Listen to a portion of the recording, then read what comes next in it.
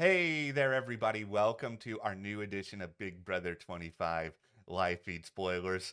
Congratulations to everyone. We have made it to jury. It only Mhm. took us the length of like some other full seasons in order to do that.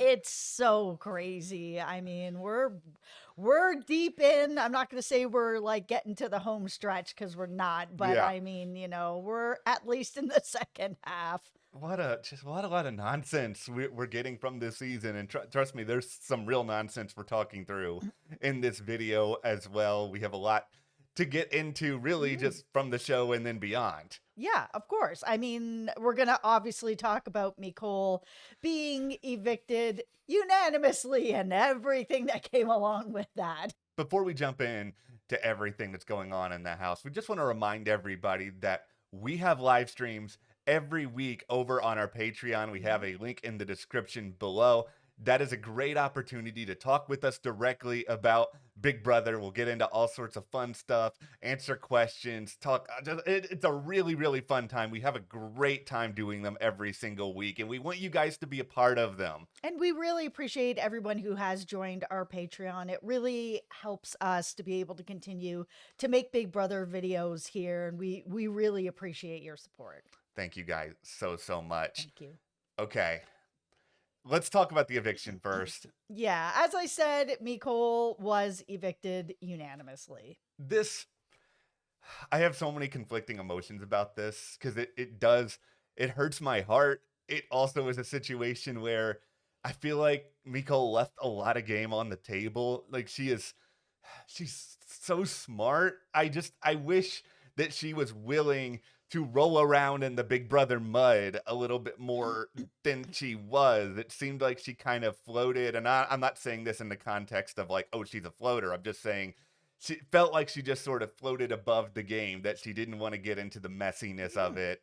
But how we really got here is that Corey and America were on board ultimately with keeping Felicia pretty early this week, despite the fact that Felicia blew up their games during the veto ceremony. Oh, yes, she did.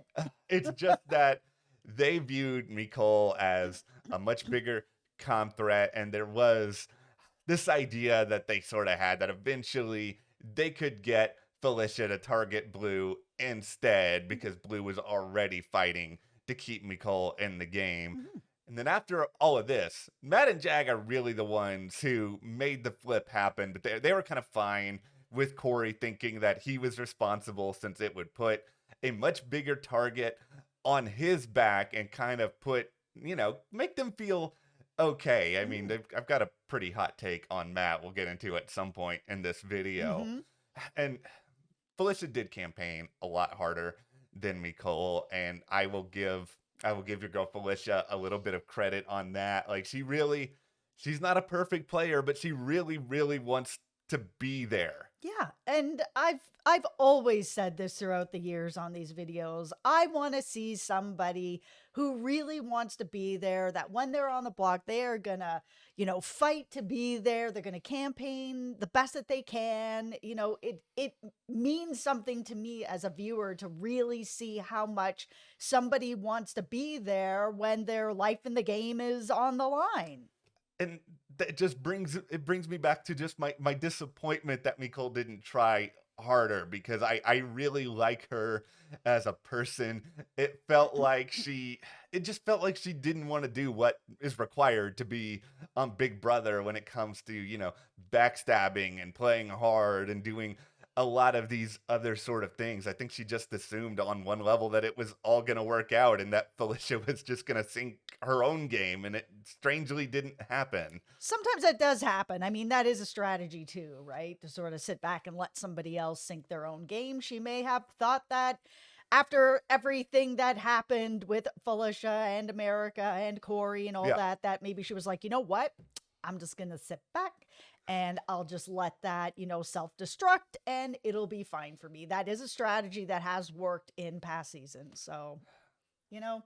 But listen, Yeah. Yeah. before Micole headed out the door, she did hand Corey America and Bowie Jane the bus schedule, saying that they had an alliance. And, I always appreciate somebody going out the door and just handing people the bus schedule and being like, see ya. Mimi, I love you. Why is your biggest move after you've been evicted from the game? Like, why did it have to be this way? Don't get me wrong. I'm elated that Felicia is either in the jury or is going to be in the final two. Like, she is going to be tremendous in either one of those roles.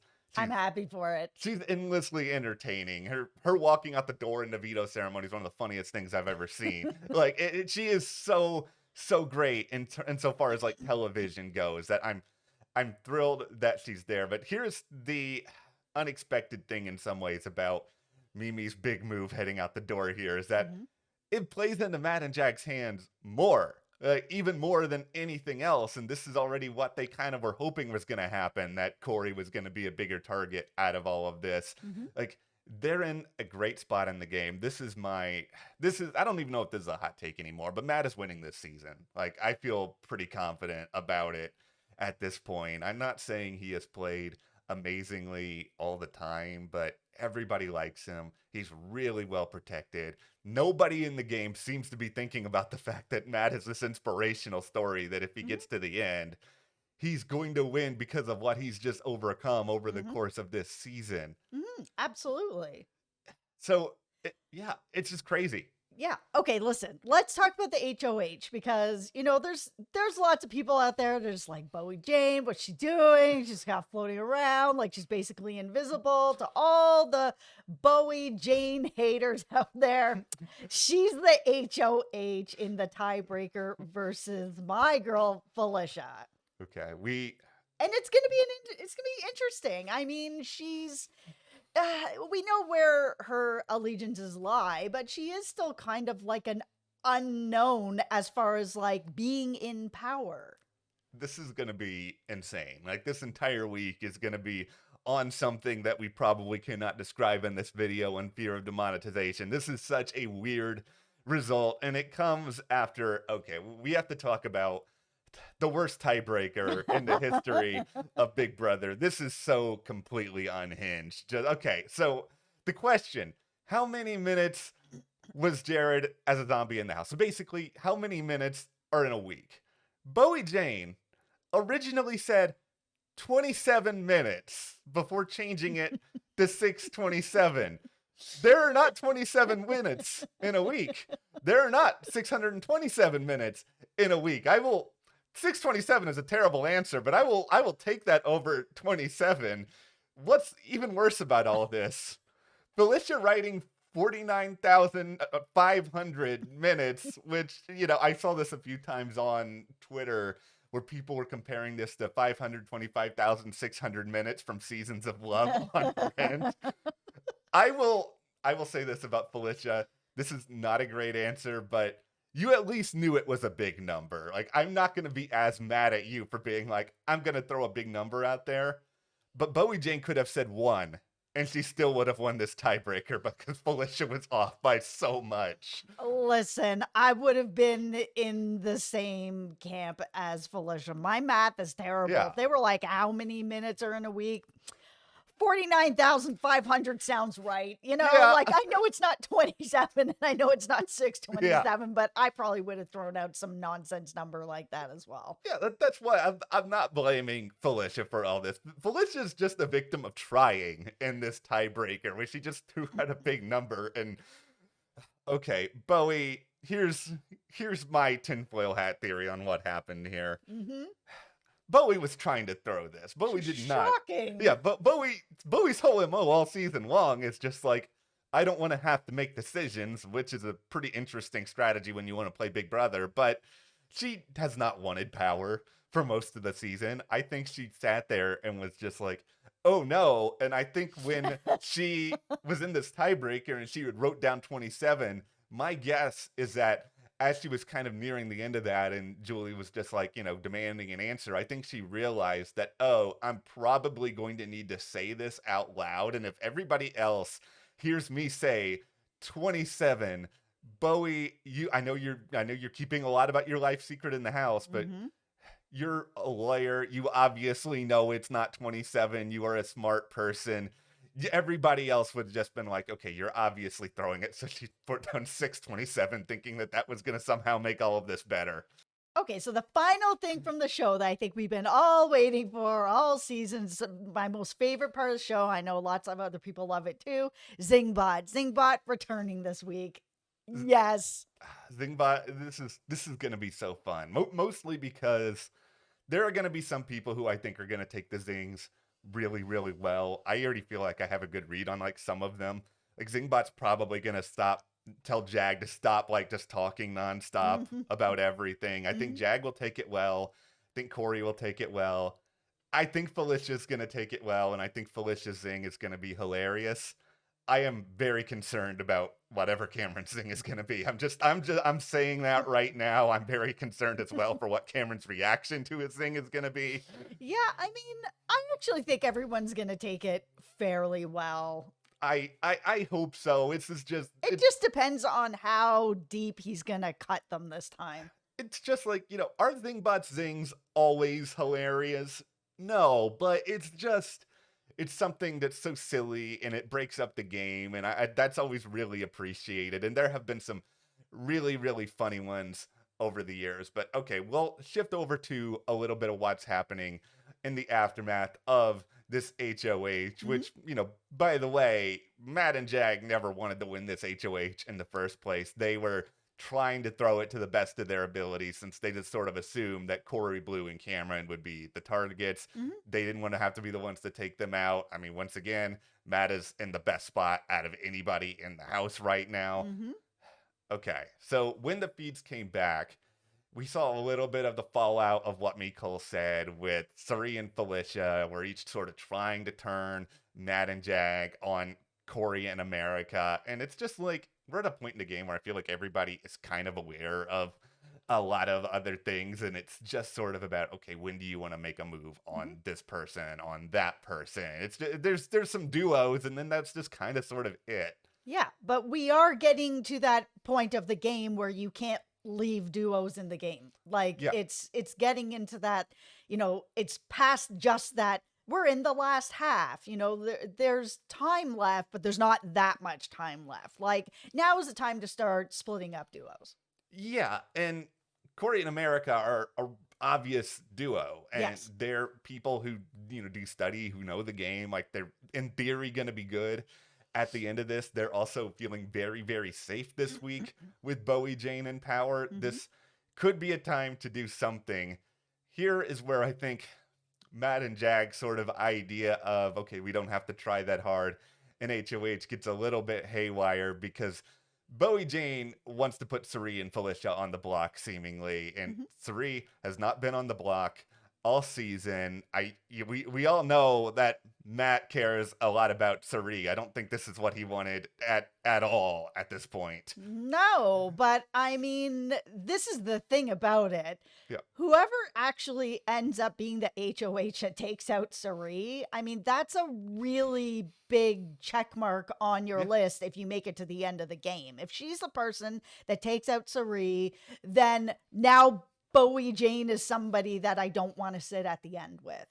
It's a big move. It is something she can easily put on her resume. And I know that Matt's close to Suri and whatever else, but like if you're everybody else, if it's Suri and Felicia at the end of this week and you people don't take out Suri, like what's wrong with you? Like Suri is an obvious enormous threat. And Yes. like Bowie's rationale, and this has been, I think, one of the mistakes that Suri has made, and we've certainly talked about, getting rid of Heisem a million times, so we don't need to regurgitate that. Mhm. But, Suri and her group talked a lot of smack about Bowie Jane earlier on in the season and just sort of treated her like a number. Bowie found out about some of it, and she has felt pretty hurt about that Mhm.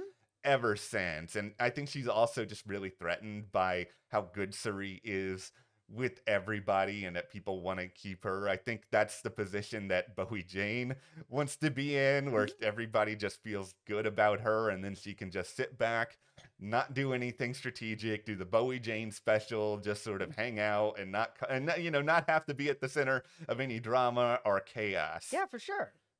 With all of this in mind, Blue is the safest replacement nominee just because, she has been working here and there with Corey in America, Matt and Jag. Like, her entire game is just not wanting to make any waves. Like, she's going to at least try to do the safest, easiest route. Like, that's all she wants. She just wants to just not cause any problems, just chill, just do what's easy for her. Yeah, I mean, she absolutely does, but I mean, taking a shot at Suri though, oh man, if you if you don't hit, I know, I good know. luck to you. I and I always love watching Suri play these games, but I think it's a good thing if Suri's on the block. It's a good thing if Yep, she face everybody in this game needs to face adversity. Like, it's a yep. part of the natural Big Brother journey. Now, Matt and Jag and Corey in America, I think at the end of the day, they would much rather see Cameron go this week. Big shock to everyone. Everybody wants to challenge Beast to go, but Bowie Jane has been close to Cameron at times this season. And while that's also, I guess, a good resume move, like you're talking about with Suri, Hmm. it's also a situation where Cam's not going after Bowie Jane. And I mean, granted, a lot of people aren't going after Bowie Jane, but Cameron's especially not going after Bowie Jane. Yeah.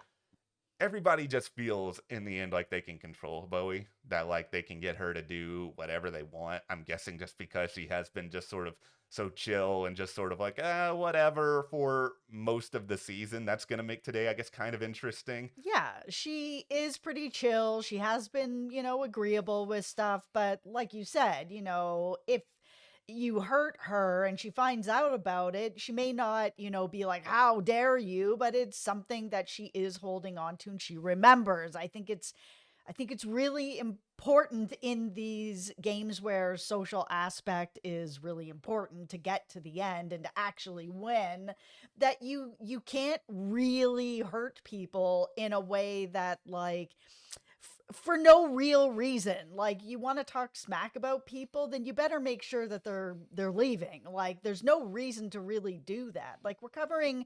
Survivor right now, and this last episode, I mean, there's somebody on this season that's just very unlikable, and the whole tribe wants them gone. Yeah. And one guy was just like, you know what?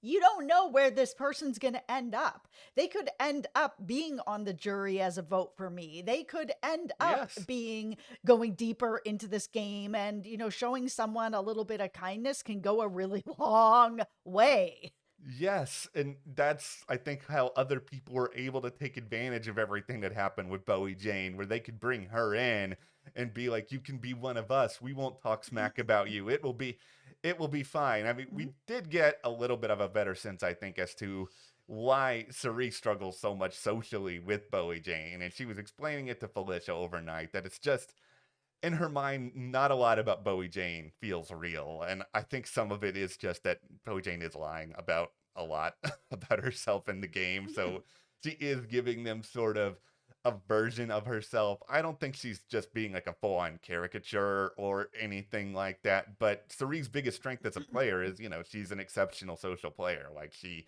gets to know people, makes them feel like she will take care of them, that she'll love and support them in the game. And I guess it's a little bit harder to do that when you can't find a way to connect with somebody. Yeah, for sure. I mean, that's part of the problem with players that come in and decide to, like, lie about their job or lie about whatever it is that they're going to keep to themselves because they think it'll be a problem in the game, that, oh, I'm a lawyer, it's going to be like a problem later on, when we know that that's not exactly true. I mean, we watched Xavier win, Yeah. like, you can be a lawyer and, get through the game whether you hide it or not. But it is really difficult to make a connection with someone when you know that you're having to really hide this thing. Oh, I don't want anyone to know that I'm a lawyer. So that means I can't really make deeper connections with people, which is how you get through Big Brother.